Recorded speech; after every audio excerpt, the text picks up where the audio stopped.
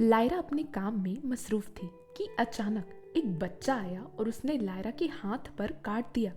Lyra डर गई और उसे दर्द भी हुआ। दफ्तर के बाकी लोगों से बात करने के बाद पता चला कि वो बच्चा सबके साथ ऐसा ही करता है।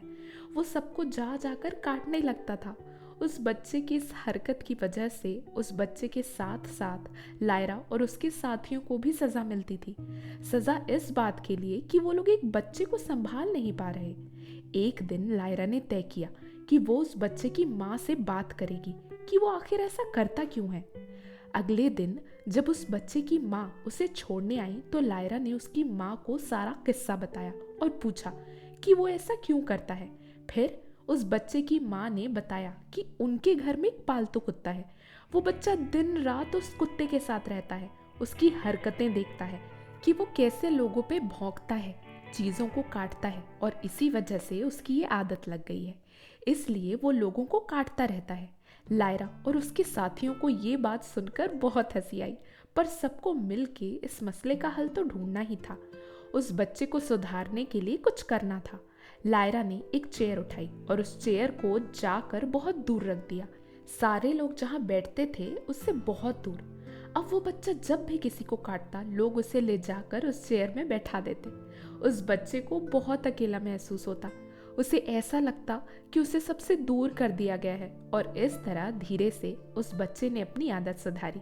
इस तरीके से लायरा ने इस मसले का हल भी ढूंढ ही लिया। इस कंपनी में काम करते करते लायरा को लोगों की खिदमत करने का भी बहुत मौका मिला।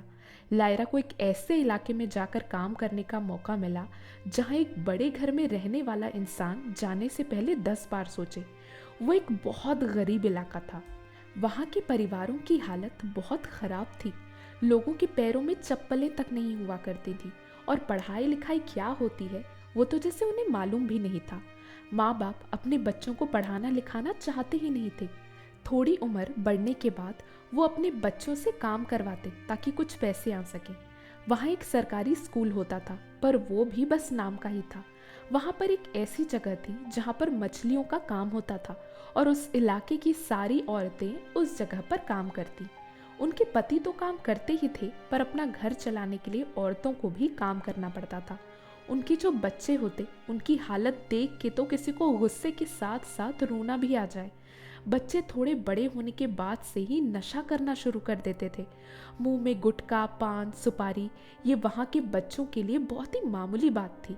बच्चों के साथ साथ वहाँ के औरत और मर्द भी ज़्यादातर नशे में ही दिखाई देते थे।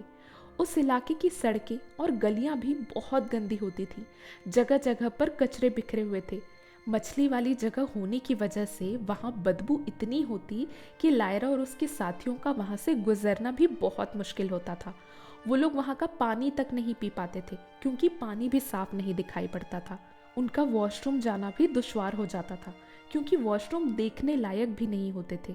लायरा और उसके साथी सुबह से वहाँ जाते और शाम तक वहाँ रहते।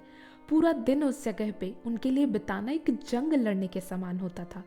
ऐसी जगहों के जो लोग होते हैं वो ज़्यादातर किसी की बात मानना पसंद नहीं करते। उन्हें लगता है कि जो वो लोग कर रहे हैं वो बिल्कुल सही है और कोई उन्हें समझा नहीं सकता।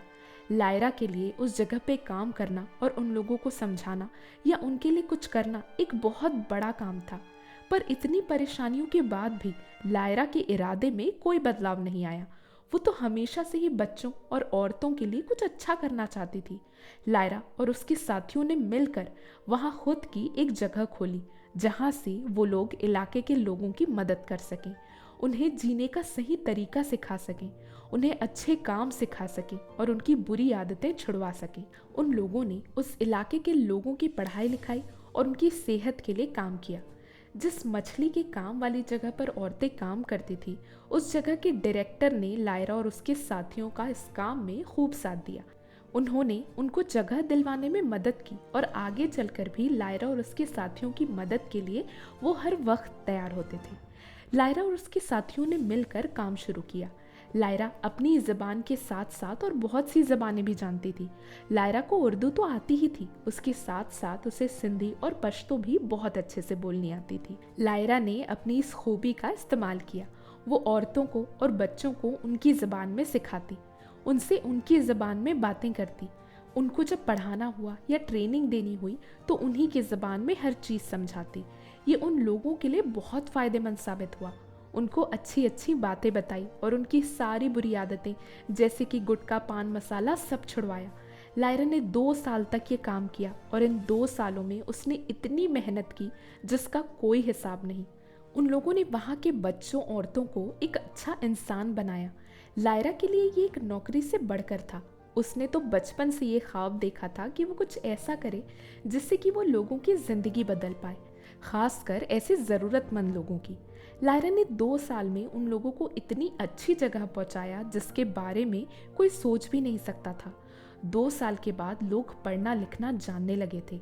उन्हीं में से कुछ लोग जो पढ़ाई में तेज थे, लायरा ने उन्हें टीचर बनाया और वो लोग बाकी के लोगों को पढ़ाने का काम करते। लायरा की जो बॉस थी, जो अमेरिका से थी, उसने लायरा का बहुत साथ दिया। बाकी के साथियों ने भी खूब मेहनत की।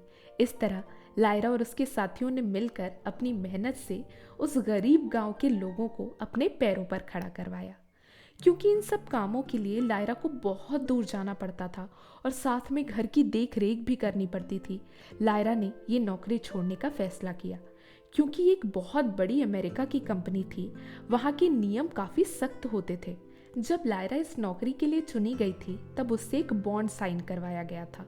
उस बॉन्ड के हिसाब से लायरा 5 साल से पहले ये कंपनी नहीं छोड़ सकती थी, पर लायरा को वहाँ पे काम करते बस 3 साल ही हुए थे। लायरा कभी जिंदगी में कोई गलत काम नहीं करती थी, पर जिंदगी में अगर थोड़ी बहुत मस्ती मजाक शैतानी ना की जाए तो जिंदगी का क्या मजा।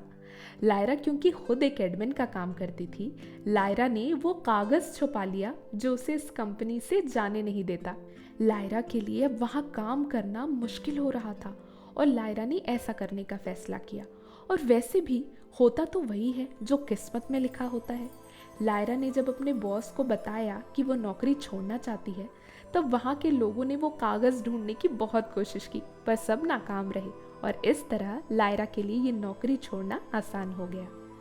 लायरा जिस कंपनी में काम करती थी वो एक बहुत बड़ी कंपनी थी, तो वहाँ जो भी बड़े बड़े काम होते थे उनकी खबर दूर दूर तक फैल जाती थी। लायरा उस गरीब इलाके में काम कर रही थी, इस बात की खबर भी बहुत लोगों को लग चुकी थी। क्योंकि लायरा ये सारा काम दिल लगा कर करती थी तो हर जगह वही आगे होती थी। सबसे ज़्यादा मेहनत लायरा की ही दिखाई देती थी।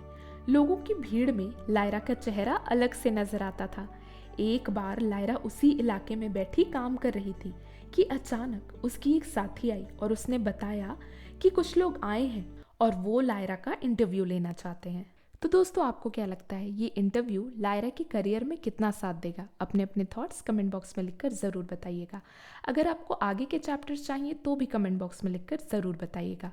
अगर कहानी इंटरेस्टिंग लग रही है तो वीडियो को लाइक करें, शेयर करें और आगे के चैप्टर्स पाने के लिए हमारे चैनल को सब्सक्राइब करें और बेल आइकन क्लिक करें। Thank you.